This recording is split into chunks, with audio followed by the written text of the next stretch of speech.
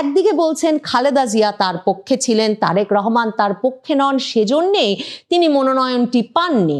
কিন্তু সত্যিই কি এমনটা ঘটেছে, নাকি রুমিন ফারহানার সঙ্গে ঘনিষ্ঠ মানে বিএনপিতে অন্য যারা বিভিন্নভাবে প্রভাব বিস্তার করেন তাদের কারো কারো সঙ্গে তারেক রহমানের এখন যে দূরত্ব, তার ফলাফল এই ঘটনা? টকশোর মাধ্যমে বিএনপির রাজনীতি হিসেবে বাংলাদেশে বিপুল জনপ্রিয়তা এবং পরিচিতি পাওয়া রাজনীতিবিদ রুমিন ফারহানাকে বিএনপি শেষ পর্যন্ত নির্বাচনে মনোনয়ন দেয়নি। সেই নির্বাচনে তিনি স্বতন্ত্র প্রার্থী হিসেবেই তার যে আসন ব্রাহ্মণবাড়িয়া 2 আসন সেখান থেকে নির্বাচন করবেন। বিএনপি তাকে সহ 9 জনকে খালেদা জিয়ার মৃত্যুর দিনে দল থেকে বহিষ্কার করেছে দলের সিদ্ধান্তের বিপরীতে গিয়ে দলের শৃঙ্খলা ভঙ্গের অভিযোগে। রুমিন ফারহানা বলছেন, এই যে খালেদা জিয়ার মৃত্যুর দিনে তাকে বহিষ্কার করা হলো, এটা গভীরভাবে সংকেতপূর্ণ একটি ঘটনা। রুমিন ফারহানা ব্রাহ্মণবাড়িয়া 2 আসনটি, যেটির সীমানা নির্ধারণ নিয়েও এ দফাতেও নির্বাচন কমিশনে যখন প্রথম সীমানা নির্ধারণের শুনানি অনুষ্ঠিত হলো, সেদিনও তিনি গিয়ে বিএনপির অন্যান্য মনোনয়ন প্রত্যাশীদের দলের তরফে একরকমের প্রতিরোধের সম্মুখীন হয়েছিলেন। এবং রুমিন ফারহানা তখন সাংবাদিকদের সামনে এসে বলেছিলেন যে 15 বছরে যা ঘটে নাই, যাদের জন্যে তিনি এতদিন ধরে লড়াই সংগ্রাম চালিয়ে গেছেন, যে দলের জন্য তিনি সোচ্চার ছিলেন, সেই বিএনপির কর্মীরা আজকে তাকে ধাক্কা দিয়েছে। সে সময়ও রুমিন ফারহানা শিরোনাম হয়েছিলেন।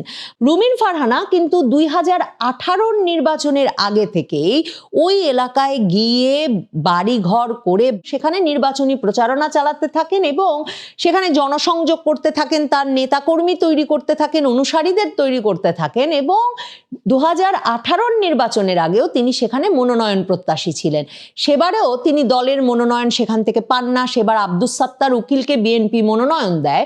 কিন্তু পরে বিএনপি 2018 সালের নির্বাচনে যে একটি নারী সংসদ সদস্য পদ পেয়েছিল, তাদের 5 জন বিজয়ী সংসদ সদস্য বিপরীতে, সেই সংরক্ষিত নারী আসনে তখন কিন্তু বিএনপির তরফে রুমিন ফারহানাকে মনোনয়ন দেওয়া হয়েছিল এবং রুমিন ফারহানা সেই সুবাদে সংরক্ষিত নারী আসনের সদস্য হিসেবে সংসদে গিয়েছিলেন। নারী সংরক্ষিত আসনে তখন যে রুমিন ফারহানার মনোনয়ন, সেটাও কিন্তু লন্ডন থেকেই নির্ধারিত হয়েছিল, ঠিক যেমনভাবে 2018 সালের প্রত্যেকটি আসনের মনোনয়ন, মানে সেবার তো বিএনপি ডক্টর কামাল হোসেনের নেতৃত্বে জোট গঠন করে জামায়াতে ইসলামী, বিএনপি, ডক্টর কামাল হোসেনের গণফোরাম সকলে একত্রে নির্বাচনে গেল। 300টি আসনের মনোনয়নই কিন্তু তখন লন্ডন থেকে তারেক রহমানের তত্ত্বাবধানে নির্ধারিত হয়েছিল। এবং এরপর রুমিন ফারহানা মানে নারী সংরক্ষিত আসনেও যে বিএনপি কাউকে মনোনীত করবে, সেই সিদ্ধান্তটাও তখন তারেক রহমানের তরফে নেওয়া হয়েছিল। এবার তাহলে কি ঘটলো? রুমিন ফারহানা এখন সরাসরি এক রকমের তারেক রহমানকে, বিএনপির নতুন নেতৃত্বকে তাকে যথাযথ মূল্যায়ন না করবার জন্য এবং তাকে নির্বাচনে মনোনয়ন না দেওয়ার জন্য দায়ী করছেন। তিনি কোনো রাগঢাক রাখেন নাই। যখন 4 নভেম্বর বিএনপি প্রথম অধিকাংশ আসনের মনোনয়ন দিয়ে দিল এবং তারপর থেকেই টকশোতে গিয়ে সংবাদ মাধ্যমের প্রশ্নের জবাবে রুমিন ফারহানা বলে আসছিলেন, দল মনোনয়ন দিক বা না দিক, তিনি ব্রাহ্মণবাড়িয়া 2 এই আসন থেকে নির্বাচন এবার করবেনই। এবং তখন থেকেই তিনি এই কথাও বলে আসছিলেন যে তার নেতাকর্মী অনুসারীরা বলে আসছিলেন যে রুমিন ফারহানা ব্যতীত কোনো জোটের প্রার্থীকে যদি এই আসনে মনোনয়ন দেওয়া হয়, তাহলে তিনি জামানত হারাবেন, কারণ রুমিন ফারহানার অনুসারীরা কেউ সেই জোট প্রার্থীর পক্ষে কাজ করবেন না। কিন্তু শেষ পর্যন্ত বিএনপি সেখানে জোট শরিক জমিয়তে উলামায়ে ইসলাম বাংলাদেশের সহসভাপতি মাওলানা জুনায়েদ আল হাবিবকে মনোনয়ন দিয়েছে। তিনি সেখানে খেজুর গাছের পক্ষে নির্বাচন করবেন। মির্জা ফখরুল ইসলাম আলমগীর যেদিন এই নামটি ঘোষণা করেছেন, তিনি সেদিন বলেন সকলকে খেজুর গাছের পক্ষে ভোট দিয়ে ধানের শীষের জন্য কাজ করতে হবে এবং বিএনপির যেসব যেসব নেতারা এই দলীয় সিদ্ধান্তের বাইরে গিয়ে কোনো কাজ করবেন তাদেরকে দল বহিষ্কার করবে বা দল কড়া সিদ্ধান্ত নেবে। রুমিন ফারহানা তখনও বলে রেখেছিলেন দল যদি বহিষ্কার করে বা শৃঙ্খলা ভঙ্গের অপরাধে কোনো ব্যবস্থাও নেয় তাও তার কিছু করার নাই, তিনি নির্বাচন করবেনই। খালেদা জিয়ার মৃত্যুর দিনে বিএনপি শেষ পর্যন্ত রুহুল কবির রিজভী স্বাক্ষরিত এই বিজ্ঞপ্তি সংবাদ মাধ্যমে পাঠায় যেখানে তারা বলে যে রুমিন ফারহানা সহ 9 জনকে তারা দলীয় সিদ্ধান্ত অমান্য করে সাংগঠনিক কর্মকাণ্ড পরিচালনার জন্য জাতীয় নির্বাহী কমিটির পরিচালনার জন্য বহিষ্কার করছে। এর মধ্যে বিএনপির জাতীয় নির্বাহী কমিটির সহ আন্তর্জাতিক বিষয়ক সম্পাদক হিসেবে দায়িত্ব পালনরত রুমিন ফারহানা যেমন ছিলেন, ঢাকা মহানগর উত্তর বিএনপির সাবেক আহ্বায়ক সাইফুল আলম নীরব, কেন্দ্রীয় নির্বাহী কমিটির সদস্য হাসান মামুন সহ 9 জন আছেন। হাসান মামুন হচ্ছেন নুরুল হক নুরুর আসনে, যিনি পটুয়াখালীতে ক্রমাগতভাবে 5ই আগস্টের পর থেকে কিন্তু প্রতিরোধ তৈরি করে গেছেন নুরুল হক নুরুর বিষয়ে, কারণ তারেক রহমান গত 2024-এর অক্টোবরেই জানিয়ে দিয়েছিলেন যে দল যাতে নুরুল হক নুরুর পক্ষে কাজ করে। কিন্তু হাসান মামুন এক দফা কিন্তু সারা রাত নুরুল হক নুরুকে এক জনসভায় তার সমর্থকেরা আটকে রেখেছিলেন। এরপর সেনাবাহিনীর গিয়ে তাকে উদ্ধার করে আনতে হয়েছিল নুরুল হক নুরুকে। কাজেই হাসান মামুনও বছরের পর বছর ধরে পটুয়াখালীতে এই প্রস্তুতি নিয়েছেন ঠিক রুমিন ফারহানার মতোই যে তিনি কাজ করবেন এবং তিনি সেখান থেকে নির্বাচন করবেন। এখন তিনি মনোনয়ন পান নাই, মনোনয়ন পেয়েছেন দলের বাইরের একজন, তিনি হাসান মামুন, সাইফুল আলম নীরব, রুমিন ফারহানা সহ এই 9 জনই তাই স্বতন্ত্র হিসেবে মনোনয়নপত্র দাখিল করেছেন। এরা সবাই দৃঢ় প্রতিজ্ঞ যে এরা নির্বাচন করবেন। কিন্তু খুব স্বাভাবিকভাবে স্বল্প পরিচিত হওয়ায় রুমিন ফারহানার মনোনয়ন না পাওয়ার মতো আলোচনা আলোড়ন আর কেউ তুলতে পারছেন না, কারণ সকলেই রুমিন ফারহানাকে চেনেন, তিনি একজন সর্বজন পরিচিত ব্যক্তি এবং সকলেই বিএনপি বলতে রুমিন ফারহানাকে চেনেন বা রুমিন ফারহানা বলতেই বিএনপিকে বোঝেন। সেখানে বিএনপি এমন একজন সোচ্চার, মানে গত বহু বছর ধরে আওয়ামী লীগ শাসনের বিরুদ্ধে, শেখ হাসিনার শাসনের বিরুদ্ধে সোচ্চার সাহসী কণ্ঠ রুমিন ফারহানাকে কেন বিএনপি মনোনয়ন দিল না, সেই প্রশ্নটা বারবার উঠছে। রুমিন ফারহানা সরাসরি বলছেন যে তিনি খালেদা জিয়ার রাজনীতি এগিয়ে নিতে কাজ করবেন। তিনি সরাসরি বলছেন নতুন নেতৃত্ব তাকে যথাযথ মূল্যায়ন না করলেও তার কিছু করার নাই, তার রাজনীতি তাকে করতে হবে। আর রুমিন ফারহানা সবচেয়ে বিস্ফোরক যে মন্তব্যটা করছেন, তিনি বলছেন হাসপাতালে যাওয়ার 2 দিন আগেও নাকি খালেদা জিয়া বিএনপির ঊর্ধ্বতন শীর্ষতম নেতৃবৃন্দকে জিজ্ঞেস করেছিলেন যে কেন রুমিন ফারহানা মনোনয়ন পেলেন না। তার মানে রুমিন ফারহানা কি বলতে চাইছেন যে তিনি খালেদা জিয়া পক্ষের লোক, বিএনপিতে তিনি মনোনয়ন না পাওয়ায় খালেদা জিয়া রুষ্ট ছিলেন, কিন্তু মনোনয়নের পুরো বিষয় যিনি নিয়ন্ত্রণ করছেন মানে তারেক রহমান, তিনি তাকে মনোনয়ন দিতে চাইছেন না এবং তিনি তার প্রতি রুষ্ট, তাকে দল থেকে বাদ দিতে চাইছেন। এবং সে কারণেই রুমিন ফারহানা বলছেন যে খালেদা জিয়ার মৃত্যুর দিন তার বহিষ্কারের খবরটা আসা ভীষণভাবে সংকেতপূর্ণ। রুমিন ফারহানা তার মানে তারেক রহমানের বিপক্ষে সরাসরি দাঁড়াচ্ছেন। রুমিন ফারহানা তার মানে সরাসরি সংবাদ মাধ্যমের সামনে ইঙ্গিত করতে চাইছেন যে বিএনপির ভেতরে খালেদা জিয়া পক্ষ আর তারেক রহমান পক্ষ আছে, নাকি রুমিন ফারহানা এই আলোচনাটা সংবাদ মাধ্যমের সামনে ফাঁস করে এই আলোচনাটা দানা বেঁধে উঠতে সহায়তা করতে চাইছেন যে বিএনপিতে খালেদা জিয়া পক্ষ বঞ্চিত হচ্ছে তারেক রহমান নেতৃত্বে আসার ফলে। রুমিন ফারহানা কি বলছে একটু শুনে আসি। দলের যখন দুঃসময় ছিল তখন দেশনেত্রী বেগম খালেদা জিয়া নেতৃত্বে ছিলেন। তিনি আমাকে যেই দায়িত্ব দিয়েছেন সেটা অনেক সময়ই দেখা গেছে আমার বয়স এবং আমার রাজনৈতিক অভিজ্ঞতার চেয়ে অনেক বড়। সেই দায়িত্ব আমি অক্ষরে অক্ষরে পালন করার সর্বোচ্চ চেষ্টা করেছি, যেটার একটা রূপ আপনারা দেখেছেন যখন 2018 সালের সংসদে 19 সাল থেকে আমি জয়েন করি এবং সেখানে আমার ভূমিকা কি ছিল। দল যখন 22 সালের ডিসেম্বরে আমাকে পদত্যাগ করতে বলে আমি এক মুহূর্ত চিন্তা করি নাই। যখন বলেছে, যেদিন বলেছে তখনই আমি সেই মুহূর্তে পদত্যাগ করেছি।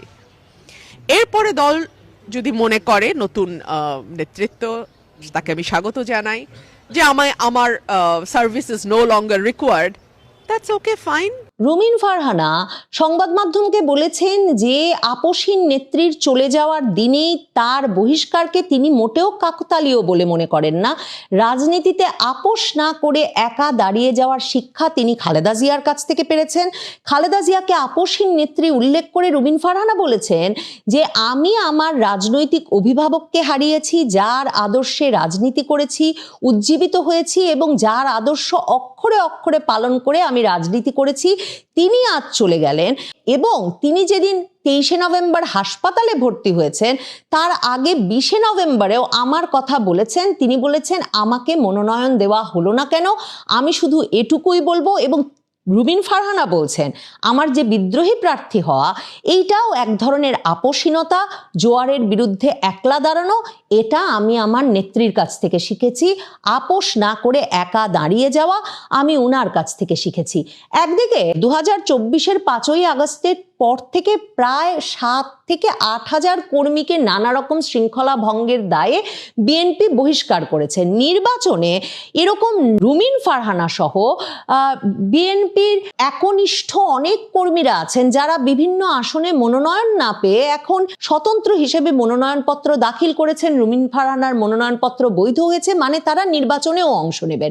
তারেক রহমান কিভাবে দলের ভেতরের এই বিরোধ, এই বিদ্রোহ সামাল দেবেন সেটা যেমন তার জন্যে এখন একটা নতুন চ্যালেঞ্জ হয়ে দেখা দেবে, তেমনি রুমিন ফারহানার মতো জনপ্রিয়, মানে সংবাদ মাধ্যম যার কাছে বারবার যায় সেখানে তিনি যে প্রকাশ্যে তাকে খালেদা জিয়া পন্থী নেতা হিসেবে অভিহিত করে তারেক জিয়ার নতুন নেতৃত্ব তাকে গ্রহণ করতে পারছে না বা দলে জায়গা দিচ্ছে না, এমন অভিযোগ তুলছেন বিভিন্নভাবে বিভিন্ন ফোরামে, সেটাও সম্ভবত তারেক রহমানের জন্য একটা নতুন চ্যালেঞ্জ হয়ে দেখা দিতে পারে। তারেক রহমানই তো তাকে 2018-তে মনোনয়ন দিয়েছিলেন নারী সদস্য হিসেবে। তাহলে এই সময়ে এসে রুমিন ফারহানার সঙ্গে তারেক রহমানের বিরোধের কারণ কি? বিএনপির ভেতরে যে ধরনের কথা শোনা যায় তার মধ্যে এমন কথাও প্রচলিত আছে যে তারেক রহমানের অত্যন্ত ঘনিষ্ঠ বন্ধু হিসেবে 2001 থেকে 2006 সরকারের আমলে, মানে বিএনপি জামাত জোট সরকারের হাওয়া ভবন আমলে তারেক রহমানের অত্যন্ত ঘনিষ্ঠ বন্ধু বলে পরিচিত একজনের সঙ্গে রুমিন ফারহানের যে ঘনিষ্ঠতা এবং সেই ব্যক্তির সঙ্গে এখন তারেক রহমানের দূরত্ব রাখবার যে ইচ্ছা বা দূরত্ব রাখবার যে বাধ্যবাধকতা, সেটাও রুমিন ফারহানাকে হয়তো মনোনয়ন বঞ্চিত করে থাকতে পারে। সত্যিই কি রুমিন ফারহানার পৃষ্ঠপোষক কোনো প্রভাবশালী রাজনৈতিক নেতা কিংবা তারেক রহমানের ব্যবসায়িক পার্টনার, তার সঙ্গে ঘনিষ্ঠতাই রুমিন ফারহানার রাজনৈতিক এই বঞ্চনার কারণ হলো? রুমিন ফারহানা 2018 সালে যখন ব্রাহ্মণবাড়িয়ায় প্রথম গিয়ে নির্বাচনী প্রচারণা শুরু করেছিলেন, মানে ওই আসনের মনোনয়ন চেয়েছিলেন, তখন রুমিন ফারহানার পৃষ্ঠপোষক ছিলেন বাংলাদেশের শীর্ষস্থানীয় একটি ব্যবসায়িক গ্রুপের মালিকদের একজন।